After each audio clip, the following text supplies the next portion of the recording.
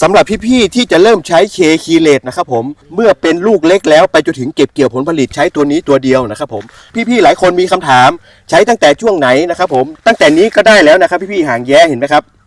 อย่างต้นเนี้ยมันมีอยู่หลายรุ่นนะครับผมหลายขนาดอันนี้ก็ลูกเล็กแล้วนะครับผมอย่างนี้นะครับผมอันเนี้ยไข่ไก่แล้วนะครับผมอย่างมาทางนี้ก็ยังเป็นไข่นกกระทาอยู่นะครับผมเลยหางแย้มานิดๆทั้งหมดที่พี่ๆเห็นอยู่ในภาพนี้เนี่ยเริ่มใช้เคคีเลตได้เลยนะครับผมทางใบใช้ตัวนี้ตัวเดียวนะครับผมทุกอย่างธาตุอาหารที่พืชต้องการอยู่ในนี้โดยเฉพาะแคลเซียมและโบรอนรวมทั้งซิลิคอนที่จะสร้างแป้งสร้างน้ำตาลให้เขาที่สำคัญมีความปลอดภัยต่อ BY2 นะครับผม